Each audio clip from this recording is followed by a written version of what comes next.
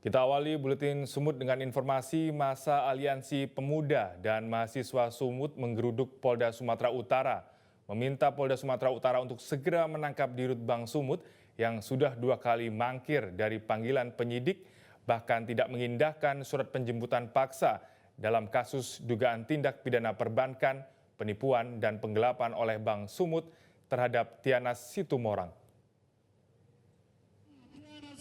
Kuasa hukum korban Poltak Silitonga yang hadir di tengah masa aksi menyampaikan kejahatan yang dilakukan pejabat Bank Sumut membuat kliennya Tianas Situmorang menderita. Karena permasalahan yang dialami kliennya, Bank Sumut dilaporkan atas dugaan tindak perbankan dan dugaan penipuan. Kuasa hukum meminta ketegasan Kapolda Sumatera Utara untuk mengusut tuntas kasus ini. Saat ini baru 1 pelaku yang ditetapkan sebagai tersangka. Pihaknya juga meminta penyidik di Treskrimsus Polda Sumut agar menyita uang 2 miliar rupiah milik korban dan bukan menjadikannya sebagai dividen atau keuntungan bank. Poltak Silitonga berharap kasus perbankan ini harus dituntaskan dan harus dipenjara oknum-oknum yang terlibat dalam kasus perbankan ini agar ada efek jera.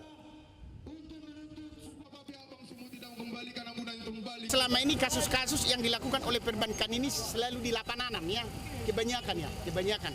Katanya itu berita-berita yang saya dengar. Tapi saya mau ini harus dituntaskan dan harus dipenjara orang-orang yang melakukan tindakan-tindakan penipuan atau undang-undang perbankan ini supaya ada efek jera, supaya tidak berani kan gitu loh, supaya ada pembelajaran dan supaya mereka kembali kepada jalan yang benar gitu loh. Yang kedua, kami minta supaya uang yang 2 miliar yang diduga hasil penipuan penggelapan itu disita dan dikembalikan kepada klien saya.